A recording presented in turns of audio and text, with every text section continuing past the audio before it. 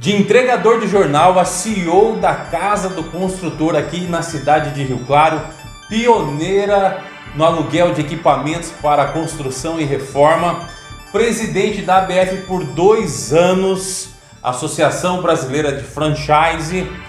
Hoje nosso papo de barbeira com ele, Altino Cristofoletti. Seja bem-vindo, Altino! Bom, Altino Cristofoletti chegou, rapaziada, estamos recebendo ele aqui hoje, hein? Aí, seu Altino! Mestre Edra, que felicidade estar aqui, muito obrigado, viu? Na sua casa. Então, só pra dar um alô pro rapaziada, papo de barbeiro aí. Isso aí, moçada, tá da hora de querer cortar cabelo. Tamo junto!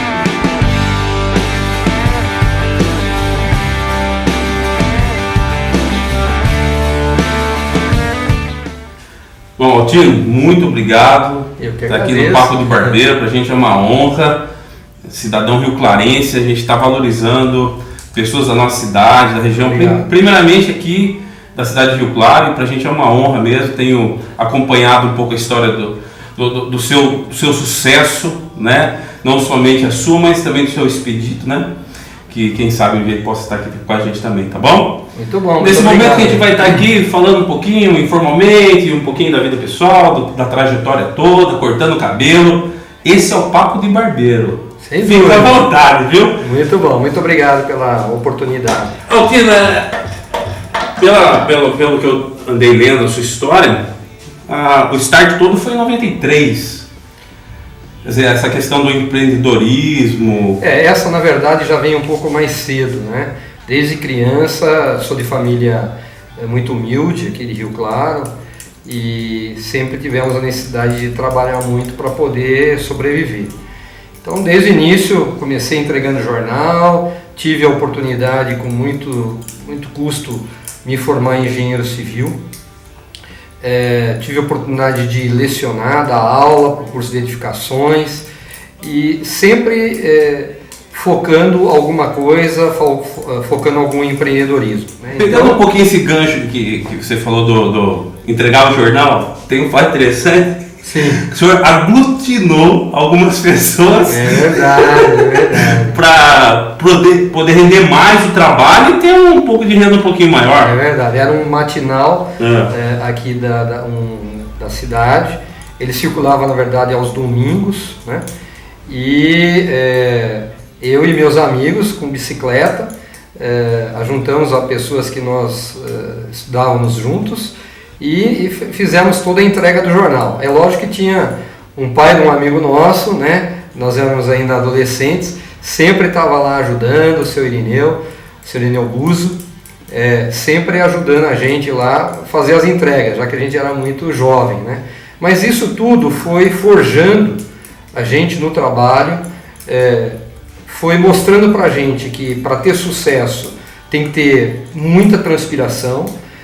Às vezes a gente tem alguma inspiração, alguns momentos de 10% de inspiração e 90%. Eu diria até que é 1% de inspiração e o resto é trabalho, resiliência, muita dedicação, porque senão a gente não consegue atingir os objetivos. Nessa época que você distribuía jornal, o Expedito acho que fazia uma outra coisa que eu achei fantástica, que era, ele não tinha dinheiro, muito humilde, pai pedreiro, né? Perfeito. E ele ia para os lugares onde o pessoal empinava pipa, ele não tinha dinheiro para comprar pipa, papagaio, não tinha dinheiro para comprar papagaio, cara, pipa, velho. É verdade. Entendeu? O que ele fazia? Ele pegava sobras daquelas que ficavam lá, vareta, o papel, e montava as pipas, só que o cara tinha uma sacada genial, que pelo fato de ter pouco, ele fazia algumas quadriculadas, algumas coloridas, e cobrava mais caro, bicho! Agregava valor. Agregava, desde já, agregando valor. Agregando valor. Né? Que visão, né, cara? Que coisa extraordinária. Tá na veia do cara.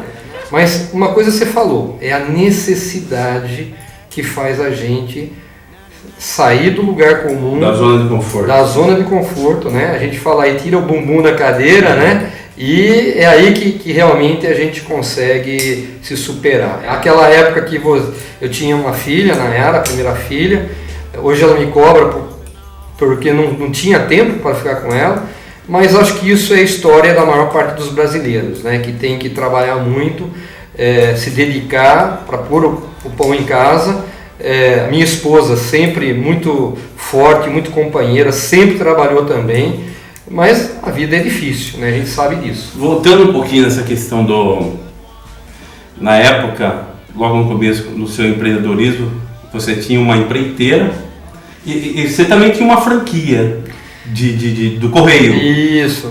Assisti várias entrevistas suas, João Dória, na Record News e tal, mas eu acho que poucas pessoas conhecem algo.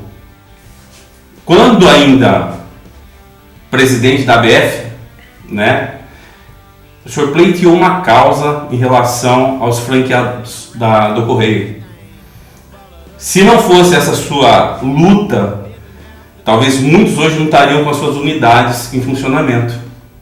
Então muitas pessoas devem isso ao senhor. Eu sei que muitas vezes o senhor não fala para não aparecer arrogância, mas isso é um fato que tem que ser dito, porque muitas pessoas talvez estejam assistindo, devem a sustentabilidade da família, emprego, né?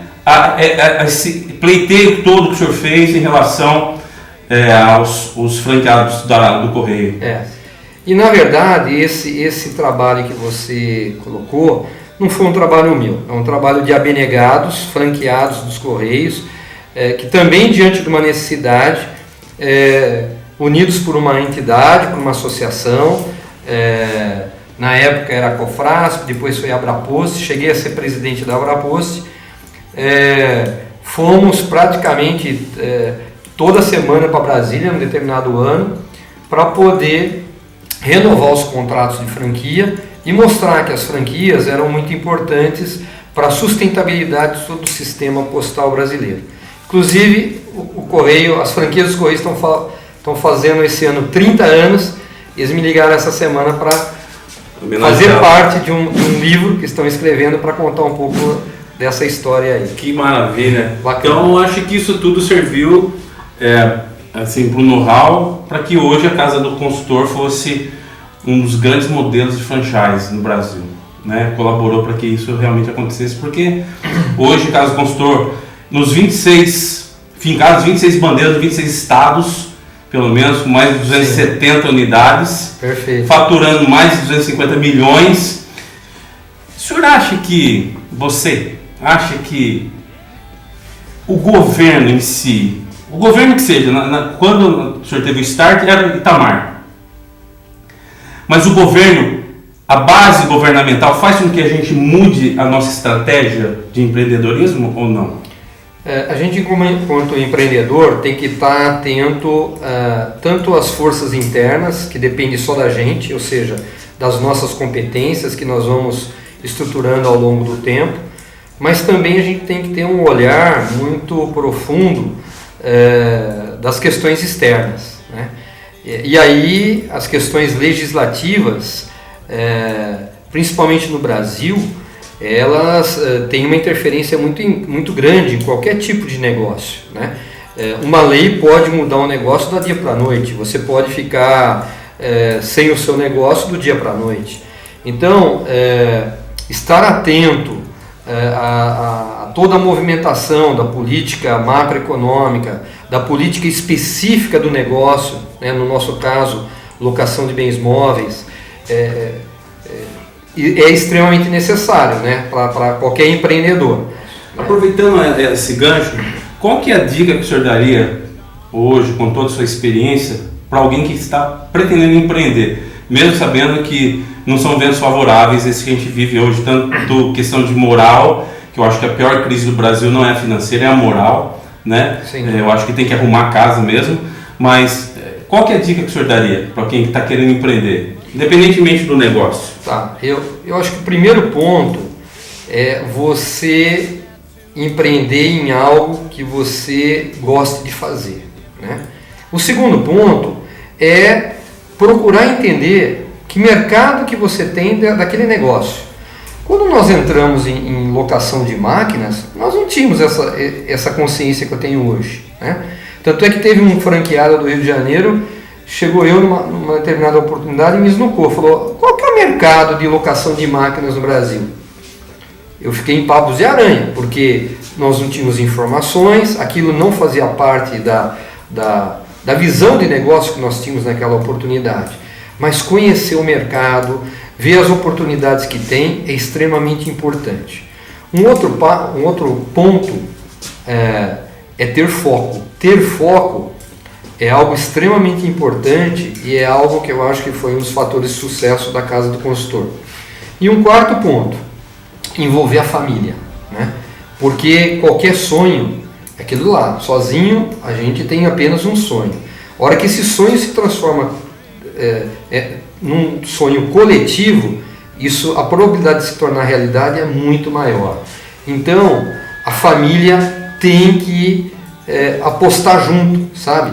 Porque a todo momento, estou insistindo nisso, vai aparecer coisas que não estavam no caminho. Planejamento. Né? Tinha uma pedra no meio do caminho. Né? Nós brasileiros, empreendedores, tem pedra a todo lugar. Né? Se você não tiver a família dando apoio, filhos, esposa, pais, os seus amigos apostando junto, né? A probabilidade da coisa não vingar é muito grande. Então fazer aquilo que realmente gosta, pesquisar, aprofundar. Hoje a gente tem internet, tem um monte de informação que na época a gente não tinha.